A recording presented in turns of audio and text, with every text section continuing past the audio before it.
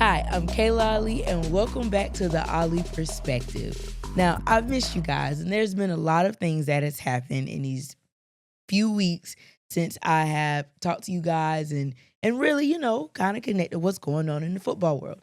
Now, college football we're almost at the end, and they have released the 12 teams that will make it into the first ever 12-team playoff in college football. And I want to talk about my predictions for who I think is going to win and how I think some of these games are going to play out. Okay, so first up, we have number 5 Texas versus Clemson. Clemson snuck their way in by beating SMU on a last-minute game-winning field goal that the field goal kicker had never kicked one like a walk-off field goal before, and he was able to make it. I think Texas is going to beat Clemson. Um, I think just Texas has the better defense. I think Steve Sarkisian can come up with a really good game plan that is going to, because let's be honest, Clemson should have lost more games this year than they have. And we saw how SMU was able to come back on them rather quickly, especially in that fourth quarter, to make that a tie game. I just wish SMU defense would have done their part. I'm a Bama fan, so I would have liked for us to sneak in there, but that didn't happen, okay? And I'm not mad that SMU got in over us. All right, so like I said in our first matchup, I think Texas is going to have a little bit more firepower, and they're going to be able to beat Clemson and go on to play Arizona State. And then our next one, we have Penn State versus SMU. Even though SMU has a high-powered offense, I think we saw that Penn State, when they are hitting on all cylinders offensively, they can put up a lot of points. I mean, they hung right up in there with Oregon, and we know how good Oregon offense is, and they were able to hang in there with them up until the fourth quarter. So I also think Penn State has a better defense than SMU's defense. So I'm going to go with Penn State going in and beating SMU and having to play Boise State next. Then I have Notre Dame versus Indiana. Now, Indiana has been really good this year. They haven't really played anybody, though. Their strength of schedule is rather weak. The one ranked opponent they did play, they lost to Ohio State. So I'm going to give the edge to Notre Dame, even though, I mean, Notre Dame hasn't really impressed me this year, but they haven't disappointed me this year either. They've been kind of smooth sailing for the most part. So I think it'll be Notre Dame versus Georgia in that matchup. And then finally, Ohio State and Tennessee. Ooh, I think this is one of the first of the 4 games that could really go either way. Ohio State has a solid defense. Tennessee has a solid defense. Both have explosive offenses when they need to have. Ohio State struggled against Michigan, but at the same time, that is a rivalry. We all know how that is the game of the year. It doesn't matter what records are when both those teams go into that game. So I think Ohio State looks to bounce back. But I mean, Tennessee, when they get hot too. But I think in that one, I'm going to have to give the edge to Ohio State and have Ohio State and Oregon in a rematch game. Now, that's going to be very interesting. That's going to be very interesting because next, then we go into who's going to win out of Oregon and Ohio State. It's really hard to beat a team twice in 1 year. But I mean, we saw Georgia do that to Texas. So there's no telling, but I think that extra week of getting healthier, getting some players back, I think that will benefit Oregon and, work on the game plan a little bit more. So I think Oregon would beat Ohio State and move on into as being one of the top 4 teams left in the playoff. Then we have Arizona State and Texas. I'm going with Texas. I definitely think Texas will win that. Then next we'll have Penn State versus Boise State. I'm giving the edge to Penn State. Um, I'm gonna be honest. Boise State just has Ashton Genty. People are talking about why does he have so many carries a game? He's the best player on the team. Of course, he's going to have all those carries in the game. So I'm going to give it to Penn State to beat Boise State, and then Notre Dame, Georgia. I'm going Georgia. I'm going Georgia at the end of the day, and yeah, I'm going Georgia. And then for the final two games, I'm sorry, it'll be Oregon and Texas. I'm going with Oregon. I'm going with Oregon on that one, guys. I think Oregon is going to the national championship game. I really do. Then Texas. I'm sorry. Then I'll have Texas beating Arizona State. And so that means, like I said, Oregon and Texas, Oregon going to the national championship. And then I have Penn State and Georgia. Penn State and Georgia. I'm going with Penn State. Going with Penn State. I think we're going to have an Oregon and a Penn State national championship game. And it's going to be a rematch. And I think Penn State will pull it out. I think Penn State has won the national championship. And I know that's kind of crazy to say, and I'm sitting here thinking about it, and I'm like, that's actually really crazy to say. But that's my pick, and that's what I'm going with. I could be completely wrong, but then again, I could be right. But it's going to be some exciting games. We saw what championship weekend did and how that all played out and how that worked.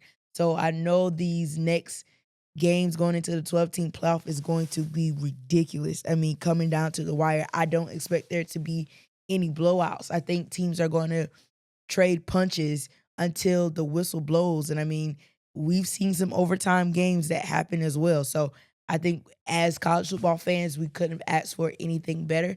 I think the 12 teams that needed to get in, all of them got in. I know people are talking about strength of schedule, but you can't win 3 games.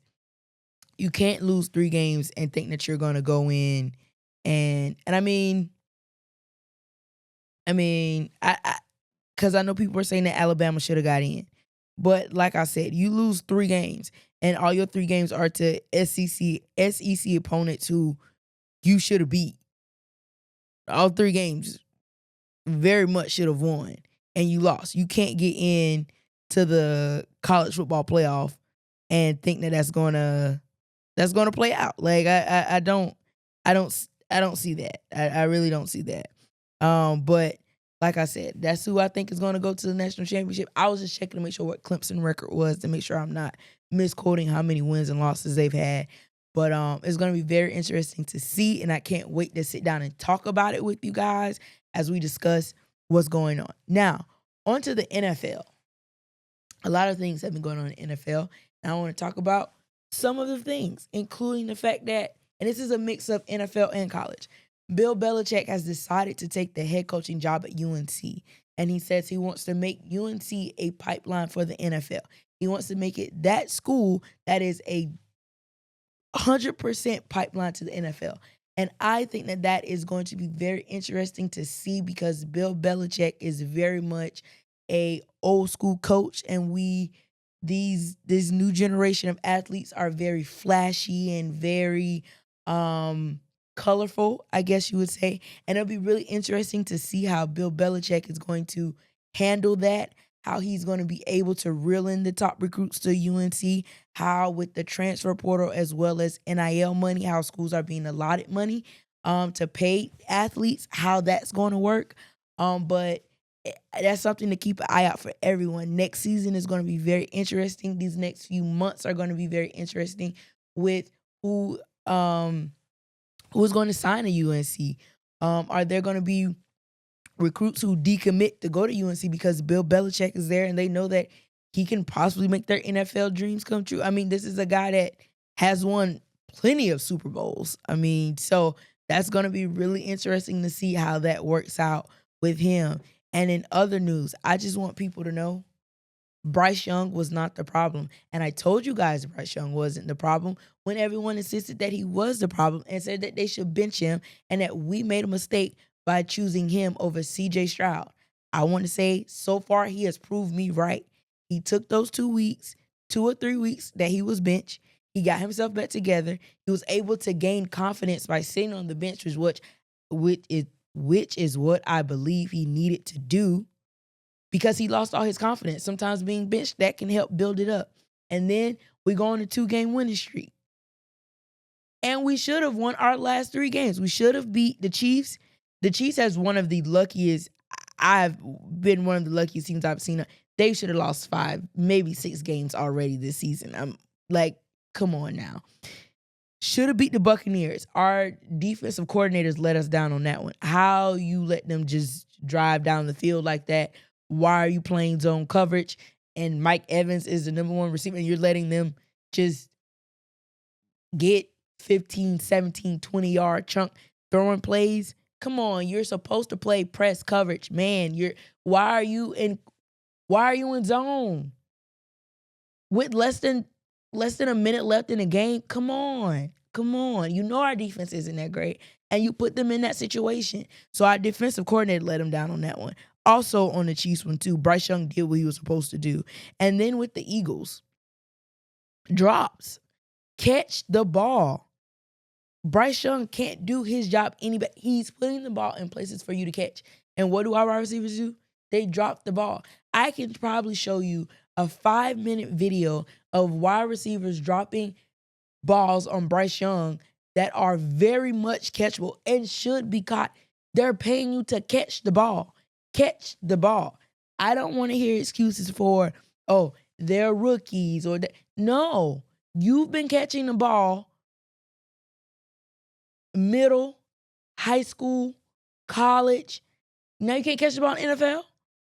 It's a ball. Catch it. You should be able to catch it. I think Xavier Legette is going to be a great wide receiver for us, but he has to work on his drop passes. He has to work on that because that's the difference from being 3-10 to being 6-7 and arguably competing for a playoff spot in our division because our division is trash. Like, come on, guys. Bryce is doing everything that he can, and I'm sick of people around him dropping the ball. I mean, against the Eagles have the last 8-9 weeks have been the number one defense in the NFL, and he was going to have a 98-yard game-winning drive, but Xavier Legette dropped the ball. Metaphorically and physically, he dropped the ball. So we, as a Panthers fan, I'm so happy that what I said, what I believe to be correct is correct. Bryce Young is not the problem. Our defense needs to get better, and we need to have more reliable receivers to give Bryce Young a fighting chance because he has gotten better. Players are even talking about how he's more vocal and more demanding in the locker room now because I knew that he was that guy. How could we not? He is a Heisman winner. That was only reason why he did not win a national championship is because his top wide receivers both tore their ACL. Georgia has a national championship because Jameson Williams tore his ACL in the national championship game. If that would have not happened, Bryce Young would have been a national champion and a Heisman winner and undoubtedly the number 1 draft pick. And then if we would have kept who our interim head coach was and not hiring Frank Wright and having a solid defense, not trading away all our trading away Christian McCaffrey, DJ Moore, and have Bryce Young come into a decent setup with a sure wide receiver, a better defense, and a great head coach out the gate, we would have never had this conversation about he shouldn't have been drafted number 1. And I know we had to make trades and stuff to get number 1, but you don't got to trade away everything to help him. Only thing we did good was keep Chuba Hubbard. And even Chuba Hubbard let him down in the Buccaneers game. Like I said, everyone around him is letting him down. They need to put people around him that's going to lift him up because he has been a great quarterback for us, and I firmly believe we have found our next franchise quarterback. Now it's the job of the front office to do everything they can to continue to build around him. And I will give them a shout out for helping him with the offensive line. And our draft class wasn't too horrible this year. But We need to continue to do that and maybe test the free agency market and see who we can go out and get so that he can have for sure one wide. Adam Thielen is doing everything he can, but the guy is 35. The guy is 35, so he's not going to be there much longer doing what he's doing now. Okay?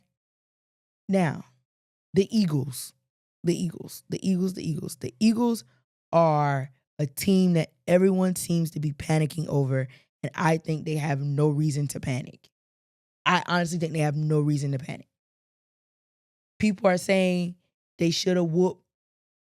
They should have blown us out. I think we are a better team than people anticipate. I'm not saying we're great because our defense is still trash, but when you have a team that starts to believe, they become a little bit better. All right? And I think people don't understand that. The Panthers are a little tougher team than what they think. Okay? So I think they're putting too much stock in us playing them, the Panthers playing them close. I get that you're not happy in the passing game right now, but you're also a team that's going to run the ball 30 times. You have the best running back right now in the NFL. Why not run him? You have a great offensive line. Continue to run him. Passing is about being in rhythm. It's hard for him to get in. It's hard for Jalen Hurts to get in rhythm when he's constantly handing the ball off. And there's nothing wrong with that. But I think you're putting a little too much stock in him saying he's not a great passer. He's not what A.J. Brown and Devontae Smith need. Like, this is a team that only lost 2 games so far. Can we see an implosion before we start going into the worst case scenario? I think everybody's kind of blowing it a little bit out of proportion right now. And I mean, A.J. Brown was out for some weeks. Devontae Smith was out for some weeks. Chemistry is going to be off. And it's going to take a few weeks to get it back. So I think you guys should calm down just slightly about what the Eagles have going on. Because it's really not that bad. I honestly don't think it is as bad as what everyone is seeing. But we're coming to a point where the playoffs are coming. And things are going to get a little tougher. But I will say this. You will definitely, I might have a completely different opinion when I come back next week and we're talking about the aftermath of the Steelers and the Eagles, which is going to be a really good game. And it's also going to be important for Pickens to come back to the Steelers because their offense was very much stagnant without him there. They were able to figure it out. The Steelers were able to figure it out in the end, but that offense needs Pickens. Okay? Mike Williams did what he had to do. Calvin Austin did a good job, but they need Pickens. He's that guy for them. And I mean, the Eagles has a great offensive line, but we know what the Steelers are bringing on their defensive line. With J.J. Watt, T.J. Watt, my apologies, T.J. Watt, Highsmith, as well as Herbig. Okay? So Jalen Hurts is going to be under a lot of pressure. It'll be interesting to see how that offensive line handles that defensive line. And now, if Jalen Hurts goes into that game and he looks like trash, then I think that's when you can have a little bit more concern. Okay? And also on the other side, the Steelers, this is kind of a must-win game for them because they have the Eagles, then they have the Chiefs, then they have the Ravens, all in a 10-day span. Whoever made that schedule hates the Steelers. I mean, literally hates them because there's no way that should have been a thing. There's no way that should have been a thing. But in these next 3 games, I think it's important that they go 2-1. If they go 1-2, that's a little iffy. That's going to be very iffy. But like I said, the Chiefs are one of the luckiest teams in the league. And the Eagles are no slouch. And it's going to be hard to beat Baltimore in Baltimore. It's rare that they sweep each other. I know Lamar doesn't have a favorable record against the Steelers, but I'm gonna be really shocked if they go into Baltimore and beat the Ravens 2 times in as many as 4 weeks? I don't I don't see that happening. And Lamar is hungry for wins. Like he knows that this is crunch time and he has to win. He has to win. But like I said, we're getting in crunch time. Things are looking a little I still think the Lions are the team to beat. The Lions are the team to beat. Also guys, don't let the Rams heat up. The Rams offense heat up, that's going to be scary. Their defense is still a little up in the air, but if the Rams heat up, that's going to be interesting, okay? The Bills, even though they lost to the Rams, the Bills aren't going to be a slouch either. I don't think I've seen Josh Allen play as good as I've seen him play this year. He's protecting the ball a lot better. He's making the right throws. He's keeping the ball out of harm's way. He's doing everything that he can do to be better and make his team better. And I mean, this is a team that doesn't have like that arguably number one wide receiver. They're just playing really good team ball. Really good team ball. And they're also going to be a team to watch going into the playoffs. This is going to be a very tricky playoff, guys. It really is. It really is. I'm going to tell you, I'm not going to tell you who I think is going to go to the Super Bowl, but I will say this. It ran across my mind that this could possibly happen. A Bills and the Steelers.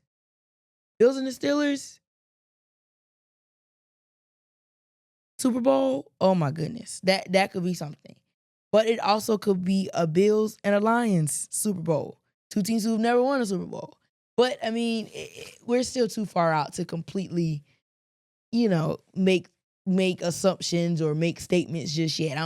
I'll give my final analysis in about 2 weeks or when the playoffs start, and I know exactly who's going into the playoff and who isn't. Okay? But I've enjoyed talking to you guys. I've missed talking to you guys. And I will be right back next week to talk about even more football. And we'll have some games that we'll predict. And also, I want to give a shout out to my SC State Bulldogs. We're going to the Celebration Bowl. And Saturday, we will play Jackson State in Atlanta. So hopefully, when I come back next week, I'll be telling you that my alma mater are the HBCU national champions, okay? But even if we are, I'm super proud of those guys. First-year head coach Chinnis Berry has brought the team to their best record since 2013. And if he can walk away to Celebration Bowl win at the end of his first year, I mean, what a historic season. What a historic season for him. But once again, I'm Kaila Ali.